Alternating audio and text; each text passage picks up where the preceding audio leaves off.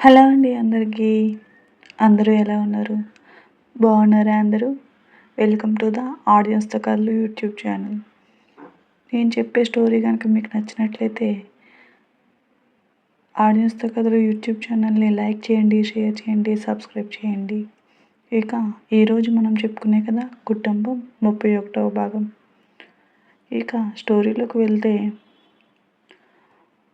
శ్వేత అభి తనకు ప్రపోజ్ చేయాలని అనుకుంటున్నాడేమో అని శ్వేత అనుకుంటూ ఉంటుంది.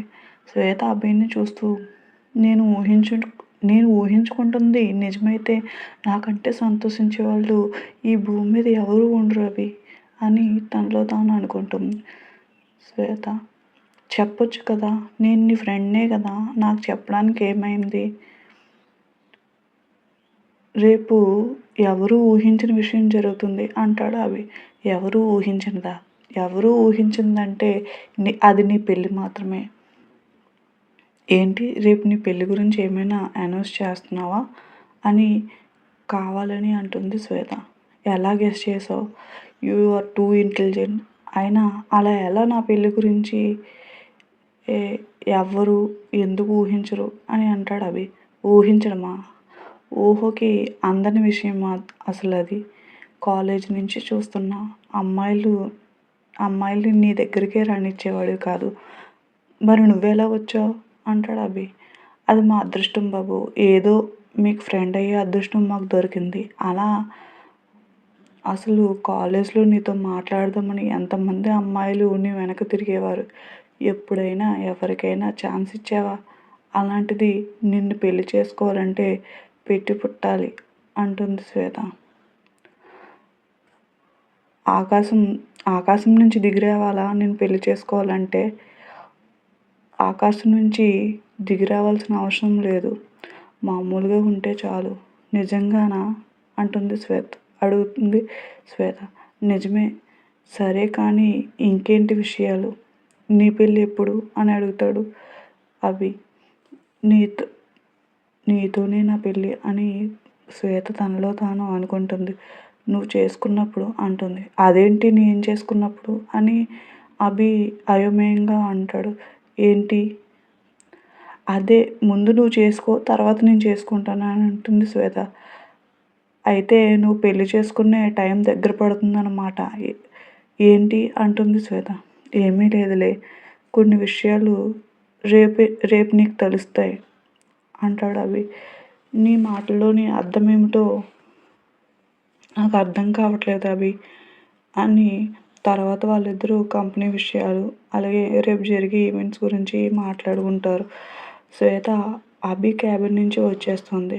కిరణ్తో మాట్లాడదామని కిరణ్ దగ్గరికి వస్తుంది శ్వేత వచ్చేటప్పటికి కిరణ్ సార్ రేపు మేడంకి ప్రపోజ్ చేయాలనుకుంటున్నారు, దానికి కావాల్సిన అరేంజ్మెంట్ బాగా చేయండి అని కిరణ్ ఈవెంట్స్ వాళ్ళతో మాట్లాడుతూ ఉంటాడు. శ్వేత రావడం చూసిన కిరణ్ ఫోన్ పెట్టేస్తాడు. శ్వేత, ఏంటి కిరణ్, మేడం ప్రపోజ్ అని అంటున్నావు అని అడుగుతుంది. అదేమీ లేదు మేడం. లేదు, నేను విన్నాను. మేడం ప్రపోజ్ అని ఫోన్లో మాట్లాడుతున్నాం. ఏంటి విషయం అని కిరణ్ను శ్వేత అడుగుతుంది. కిరణ్ శ్వేతకు చెప్దామంటే అనుకుంటాడు. కానీ అభి వేద గురించి ఎవరికి చెప్పొద్దన్న విషయం గుర్తొచ్చి ఆగిపోతాడు. ఏంటి చెప్పు కిరణ్ అంటుంది శ్వేత. మేడం, సార్ దాని గురించి నేను చెప్పే కంటే మన అభి సార్ చెప్తేనే బాగుంటుంది. అయినా రేపు అందరికీ తెలుస్తుంది కదా మేడం అంటాడు. సరే, నేను వెళ్తానని శ్వేత వెళ్ళిపోతుంది. మేడం ఎందుకు వచ్చినట్టు, ఎందుకు వెళ్ళిపోతున్నట్టు అనుకుంటాడు కిరణ్ మాటలు విన్న తర్వాత అభి తనకే ప్రపోజ్ చేయాలనుకుంటున్నాడని ఊహించుకుంటుంది శ్వేత. అభి, నేను చాలా సంతోషంగా ఉన్నాను. నీకు నేను చెప్పాలనుకున్న విషయం నువ్వే నాకు చెప్పబోతున్నావంటేనే నాకు చాలా చాలా హ్యాపీగా ఉంది అని అభి గురించి శ్వేత అనుకుంటుంది.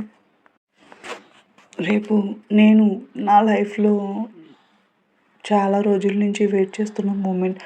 ఈ మూమెంట్ని అస్సలు మిస్ అవ్వను అభి అనుకుంటుంది శ్వేత. వేద డల్గా ఉంటుంది. అభి తెచ్చిన చీరను చూస్తూ వేద తన గదిలో కూర్చుంటుంది. వేద ఆ చీరను చూస్తూ, నిన్ను చూసి ఫస్ట్ నేను చాలా చాలా సంతోషించాను. కానీ నిన్ను ఇప్పుడు చూస్తుంటే నాకెందుకో బాధగా అనిపిస్తుంది. అంతే కదా, ఎవరైనా భర్త తన కోసం చీర తీసుకొచ్చారంటే చాలా హ్యాపీగా ఫీల్ అవుతారు.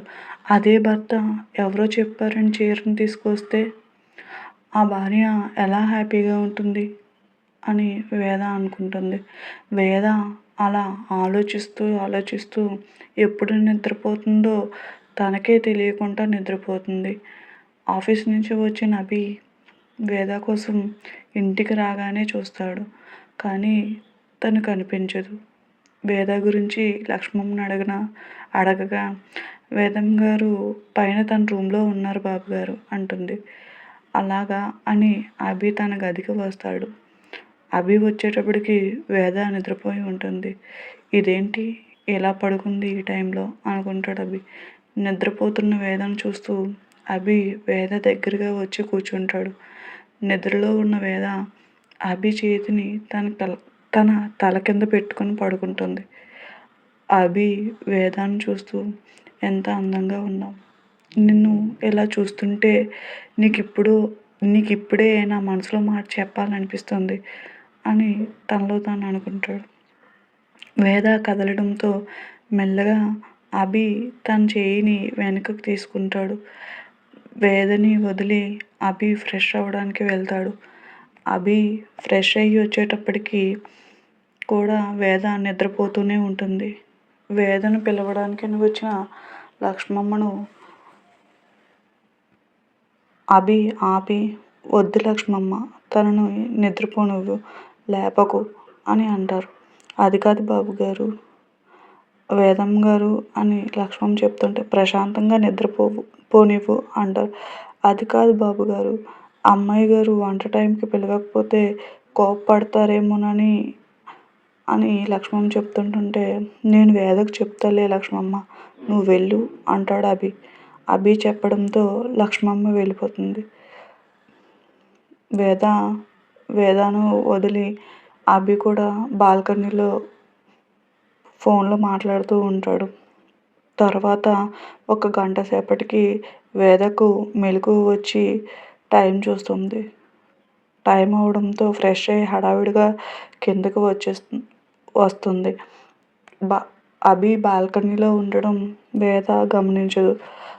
కిందకు వచ్చి, లక్ష్మమ్మ, వంట చేయడానికి టైం అయింది కదా, నన్ను పిలవచ్చు కదా, అయినా ఇవాళ నేను కొంచెం ఎక్కువగా పడుకున్నాను, అయినా నువ్వైనా లేపొచ్చు కదా లక్ష్మమ్మ అంటుంది వేద. నేను పిలుద్దామనే వచ్చానమ్మా, కానీ అభిబాబు గారు మిమ్మల్ని డిస్టర్బ్ చేయొద్దన్నారు, అందుకే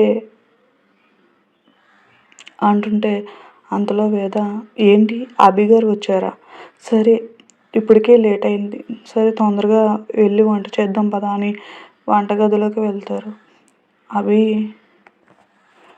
వేదతో మాట్లాడాలని గదిలో వెయిట్ చేస్తూ ఉంటాడు. వేద గదికి వస్తుంది. నిద్రపోవడానికి సిద్ధపడుతున్న వేదతో, వేద, రేపు మన కంపెనీ యానివర్సరీ ఫంక్షన్ ఉంది, దానికి నేను నిన్న తెచ్చాను కదా, ఆ శారీ కట్టుకుంటే బాగుంటుంది అంటాడు అభి. అలాగే అభి గారు, ఇంకా ఏమైనా చెప్పాలా అభి గారు అని అడుగుతుంది వేద. లేదు అంటాడు అభి. సరే అయితే అభి గారు, గుడ్ నైట్, నాకు ఈరోజు ఎందుకో బాగా నిద్ర వచ్చేస్తుంది, గుడ్ నైట్ అని చెప్పి వేద నిద్రపోతుంది. తనతో చాలా విషయాలు మాట్లాడాలనుకున్న అభి ఇక చేసేదేమీ లేక అభి కూడా నిద్రపోతాడు. ఇక రేపు ఫంక్షన్లో ఏం జరుగుతుందనేది తర్వాత ఎపిసోడ్లో తెలుసుకుందాం. థ్యాంక్ యూ అండి. ఈ స్టోరీ కనుక మీకు నచ్చినట్లయితే ఆడియన్స్తో కథలు యూట్యూబ్ ఛానల్ని లైక్ చేయండి, షేర్ చేయండి, సబ్స్క్రైబ్ చేయండి. Please like